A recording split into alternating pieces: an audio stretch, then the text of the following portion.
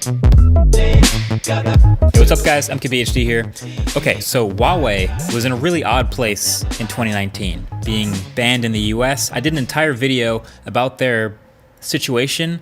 I'll leave that link right up there. So because of that, every single Huawei phone that's come out since then comes with like a giant asterisk next to it, at least in the US, because it doesn't make sense to buy here an Android phone without Google Play services and that whole connection to Android. So their new flagship came out, and that's one of those, the Huawei Mate 30 Pro.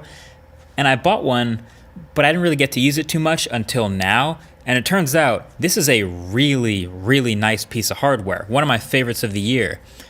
But it still can't make up for this software situation. Here's what I mean. Just look at this phone. This is actually one of my favorite designs of all of last year. I've always been a fan of boxy designs, like I've said, and this is one of those. But it's also quite unique, mainly because of this next level waterfall display. Now, I typically do not like when phone displays curve a bit over the edges. Like, that's one of my complaints for the OnePlus 7 Pro, the Galaxy S10, a bunch of others. But this one is so dramatic, it falls off so steeply that it gives it that boxy square look again. It gives the phone an actually pretty futuristic and impressive look in the hand. It's a 6.5-inch bright, slightly above 1080p OLED display. It's got the fingerprint reader underneath the glass in the middle where it's reachable. The forehead and the chin are pretty thin, and the notch, it isn't tiny, but it isn't as big as the iPhone either. And overall, it just makes for a nice viewing experience, unlike any other smartphone that's come out. But that is about where the good stuff ends as far as the display goes.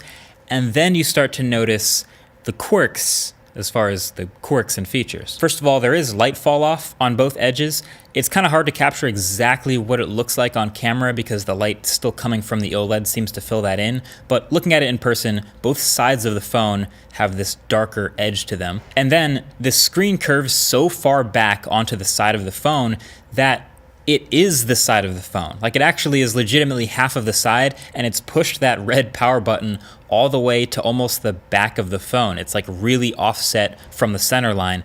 And since it's the only button on the phone that you press every day, you definitely notice that. And also, as a matter of fact, it is the only button on this entire phone, meaning there's no volume rocker. So instead, you again use the side of the phone and literally tap on the display on the side and then swipe up and down on that side part of the screen to control the volume, like it's a volume rocker.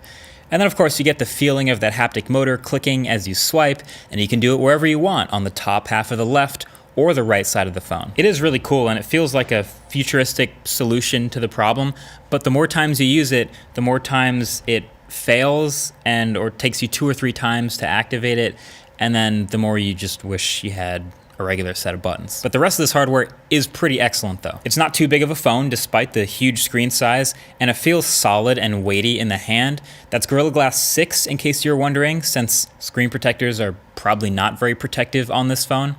And you've got a good sized 4500 milliamp hour battery that nets you pretty great battery life. There's an optical fingerprint reader underneath the display, like I said, nice and close to the bottom, so it's easy to reach and works quickly. And you do get 40 watt wired fast charging, and also 27 watt fast wireless charging, and reverse wireless charging if you're into that. Then the speaker at the bottom, it's small and kind of easily blocked, but it does get pretty loud.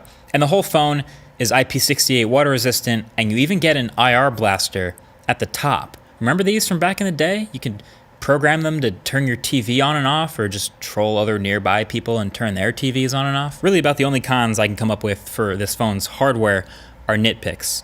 There's no headphone jack, which feels like a nitpick in 2020. Not a lot of phones in this range have them anymore. Also, the back, it's glass, and glass breaks.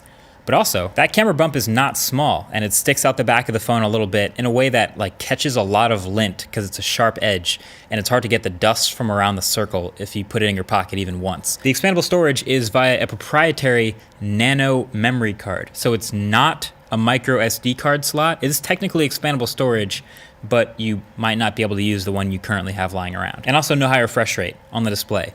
That is a nitpick for 2019. But coming into 2020, that's starting to feel like a pretty big deal. But other than that, you can clearly tell there's a lot to like with this phone, and it doesn't just stop on the outside, it gets to the inside too. You get the HiSilicon Kirin 990, which if you haven't heard of it, is a high-end chip, not quite matching the power of the Snapdragon 855, but very close. And with 8 gigs of RAM and UFS 3.0 storage, this phone is quick. It's no slouch at all. It games just fine, scrolls around, multitasks as good as any other 60 hertz phone. And the camera hardware is beastly too. We're talking, well, you can see the quadruple cameras on the back, 40 megapixel main camera at f1.6 with OIS, and it is a big sensor at 1/1.7 inches.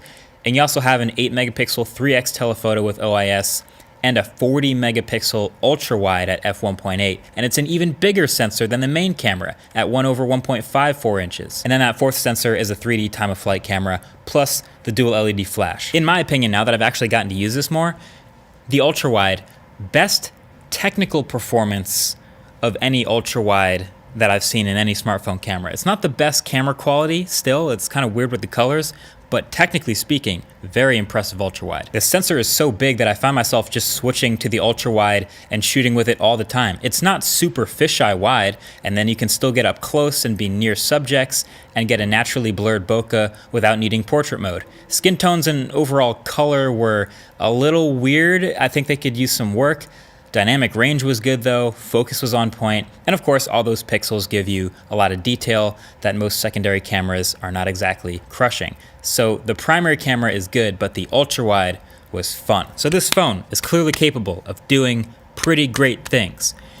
But that's the problem, is I've been using this phone and kind of having a hard time doing almost anything. See, because of Huawei's relationship with the US right now, me importing this phone, buying it online and getting it shipped here, means I get a phone with, it's Android 10.0 right now and the latest version of EMUI, also 10.0, but with no Google Play services and none of that connection to Google at all. This has created the biggest delta between awesome hardware and software holding it back that I've ever seen. No Play services means no Google Play Store on this phone, which means no Instagram, no Gmail, no Google Calendar. There is, of course, a Huawei app store called App Gallery, but a lot of stuff is region locked and you can change your region, but good luck finding pretty much anything of the same selection of apps that you'd find working functionally in the Play Store. There's no Twitter or YouTube here. You can still download or sideload other apps from their respective websites if they host them, so like Dropbox and WhatsApp and things like that. And there have been attempts to sideload Google Play services onto the phone as well with varying levels of success. Basically, you're getting really deep into you gotta know what you're doing territory here. So all this change has brought Huawei phones, in the US anyway, from very good alternatives to basically unusable, which is a shame because this is actually kind of a really nice phone. And Huawei's EMUI software on top of Android, it's never been my favorite, but it's actually getting better too. They've really gone out of their way and started cloning other popular stuff they've seen. They built a copy of Apple's Measure app, called it AR Measure. It seems to work pretty decently. They also have smart display resolution switching in the settings to save battery, and an overall much nicer, cleaned up settings app, which is important with a functional search. So yeah, it's not perfect, but they have been getting better. But now this phone is just clearly so hobbled by the lack of Google connection that it's clearly not just bad for Huawei, but bad for competition. Like, this is bad for us too. So at the end of the day, this phone will be fine in China, and Huawei will be fine in China, where millions of their customers are who just don't need Google Play services at all. China is the biggest smartphone market in the world. They'll be just fine, but I'm just not about to go out of my way and recommend anyone goes and imports one of these like I did. So moral of the story, a re-emphasis on the importance of software. You and me, we already knew for a smartphone, you know, the build's gotta be good, the battery's gotta be big, the display's gotta be crisp. But behind the scenes with software, the battery optimization, the display's responsiveness, the quality of the camera, what you can get out of a sensor, all these things are software. And that'll never be not important. Don't forget that. Thanks for watching. Catch you guys in the next one. Peace.